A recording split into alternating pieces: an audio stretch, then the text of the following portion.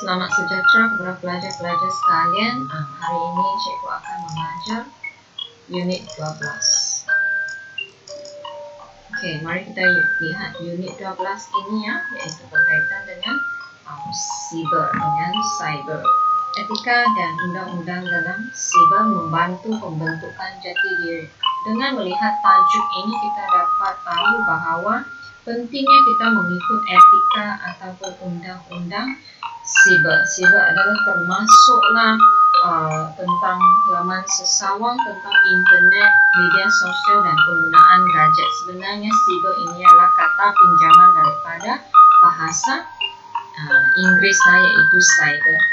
Dengan mematuhi undang-undang ini dapat membentuk jati diri kita yang lebih positif. Jadi dalam unit ini kita akan belajar tentang etika semasa berkomunikasi dalam alam siber. Macam mana kita berkomunikasi dengan masyarakat melalui alam siber. Seterusnya adalah etika dan undang-undang siber, iaitu apakah yang patut kita patuhi semasa kita menggunakan siber. Seterusnya adalah kepentingan mematuhi etika dan undang-undang siber. Kenapa pentingnya kita mematuhi etika tersebut? Dan juga kesan penggunaan internet secara tidak beretika dan menyalahi undang-undang siber. Kesannya penggunaan internet ini secara tidak beretika. Apakah kesannya kalau kita tidak mengikut etika tersebut, dan juga perasaan anda apabila mematuhi etika dan undang-undang siber tersebut. Seterusnya, tingkah laku berhemah semasa berkomunikasi dalam alam siber. Contohnya, kamu berkomunikasi dengan masyarakat melalui Twitter, melalui Facebook, melalui WhatsApp. Apa yang kamu post, apa yang kamu muat naik dalam alam siber ini, kamu perlu bertanggungjawab ya. Okey, seterusnya mari kita lihat, ini adalah contoh pelajar menggunakan komputer desktop untuk melayari internet.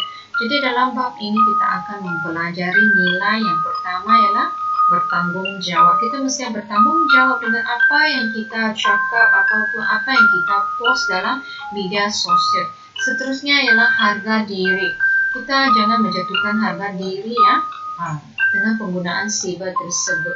Seterusnya ialah patriotisme, ialah semangat cinta akan negara, hemah tinggi dan kesederhanaan. Jadi mari kita lihat apa itu alam siber. Okey, alam siber ialah alam yang berkait rapat dengan komputer dan internet seperti yang ditunjukkan dalam peta pemikiran di bawah. Mari kita lihat ya, apakah yang termasuk dalam alam cyber ini, iaitu email untuk memberikan maklumat internet, ruangan forum contohnya mudah cari.com, semua ini ada memuatkan banyak perbincangan tentang sesuatu isu. Blog ialah contohnya sekarang kita ada blog banyak blogger yang menuliskan pengalaman perancangan mereka. Media sosial banyak seperti Facebook, seperti Instagram, Twitter dan sebagainya. Laman web pun ada pelbagai, ada positif dan juga ada yang negatif. Seterusnya adalah dunia dalam talian. Dunia dalam talian ialah contohnya kamu menggunakan game ataupun main game atas talian teknologi maklumat komputer termasuk dalam alam siber. Selain daripada alam siber, sebenarnya dunia belajar ini ada lagi buku, ada lagi guru, ada lagi ibu bapa dan juga kamus ya. Jadi, kenapa bab ini amat pentingnya dipelajari ya? Hal ini kerana remaja ataupun pelajar sekarang merupakan golongan yang banyak menghabiskan masa di alam cyber. Jadi kita perlu sangat mengetahui tentang etika yang perlu dipatuhi semasa kita menggunakan komputer tersebut. Okey, mari kita lihat etika yang boleh diamalkan semasa berkomunikasi di dalam alam siber. Okey, jadi yang pertama ialah menggunakan bahasa yang sopan. Kenapa? Sebab apa yang kita post dalam Facebook atau media sosial ini akan dibaca oleh orang ramai. Jadi kalau kita menggunakan bahasa yang kesat, menampakkan penampilan yang tidak baik ataupun menampakkan personality kita yang tidak baik di sini, kan? Nah, dan kalau kita menggunakan bahasa yang menghina, pembaca akan merasa dirinya dihina. Jadi adalah sesuatu yang tidak baik, ya. Oke, seterusnya yang kedua adalah tidak memuat naik gambar atau komen yang tidak senonoh. Nah, ini adalah sangat penting kerana media sosial ini terbuka kepada publik, yaitu orang ramai. Siapa-siapa sahaja boleh melihat gambar kita ataupun komen kita secara umum, ya. Jadi untuk menjaga maruah diri ataupun memupuk nilai harga diri di sini, kita tidak membuat sesuatu yang tidak senonoh. Contohnya memuat naik gambar yang memakai pakaian yang menjolok mata, ataupun memuat naik gambar yang penuh dengan unsur ngeri. Contohnya Halloween Day, ini adalah sesuatu yang tidak baik. Komen yang tidak senonoh, contohnya komen yang menghina ataupun mensabotage kawan-kawan sekeliling. Ini adalah bukan sesuatu yang baik. Oke, seterusnya ialah yang ketiga, tidak berkongsi atau menyebarkan keburukan orang lain. Ini merupakan apa? Jadi case bully dalam alam cyber pula. Ini secara tidak langsung memburukkan personality sendiri, tetapi pada masa yang sama kita memburukkan orang lain, kita menyebarkan keburukan orang lain. Contohnya kawan kamu seorang yang tidak suka membuat kerja rumah, ataupun dia malas untuk menyiapkan kerja rumah, ataupun dia menyiapkan kerja rumah pada masa pada last minute-nya, pada akhir-akhir masa. Jadi kamu pun memburuk-burukkan kawan kamu ini melalui Facebook ataupun WhatsApp dan sebagainya. Perkara ini mungkin akan mengganggu fikirannya kerana ramai akan menyedari ataupun mengetahui keburukan seseorang itu. Jadi hal ini akan mempengaruhi emosinya untuk belajar, untuk menyambung pelajaran dan sebagainya. Ini akan menyebabkan gangguan dari segi rohani ataupun jiwa seseorang. Jadi ini adalah sesuatu yang sangat tidak baik. Okey, seterusnya kita lihat yang keempat ialah kita tidak menghina, tidak mencela ataupun menyindir maupun melemparkan tuduhan yang tidak berasas kepada orang lain. Secara ringkasnya ialah kita tidak boleh memfitnah orang lain, iaitu kita menyalahkan orang yang tidak bersalah. Kita sengaja mewujudkan satu tuduhan terhadap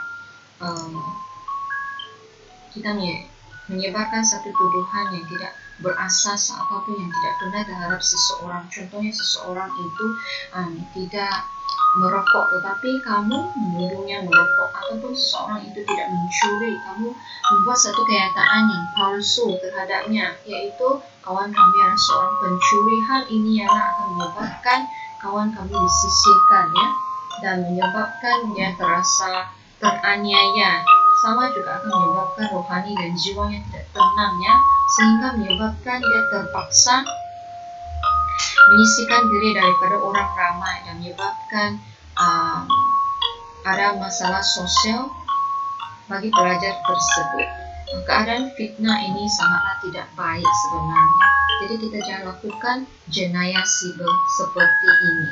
Seterusnya, tidak menyebarkan maklumat yang belum pasti kesahihannya. Contohnya sekarang pandemik COVID. Jadi semua orang sangat ambil berat tentang isu ini, tetapi ambil berat dan juga perbezaan antara ambil berat dengan ada niat jahat untuk menyebarkan berita yang menakutkan ini ada perbezaannya. Jadi tidak boleh menyebarkan maklumat yang belum pasti, menyebabkan mungkin dari segi kesedihan ataupun kebimbangan, kerisauan yang melampau dalam kalangan masyarakat tentang maklumat yang belum pasti ini. Seterusnya kita lihat yang terakhir sekali ialah mematuhi akta undang-undang siber. Nanti cikgu akan terangkan apa itu akta undang-undang siber. Ada beberapa akta di sini yang berguna. Kenapa tajuk ini sangat penting? Seperti yang cikgu katakan, kerana selepas dunia ini dilanda dengan COVID-19, alam cyber menjadi salah satu media ataupun satu ruang maya yang sangat penting untuk seluruh manusia ini, kerana semua jual beli ataupun pembelajaran ataupun aktiviti perniagaan, aktiviti ekonomi, aktiviti sosial pun menggunakan Google Meet, menggunakan Zoom, menggunakan pelbagai media Google Classroom untuk menyampaikan maklumat, kan?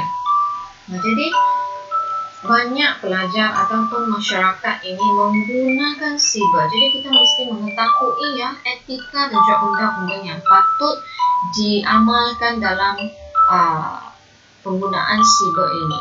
Jadi hari ini cikgu telah bincangkan apa itu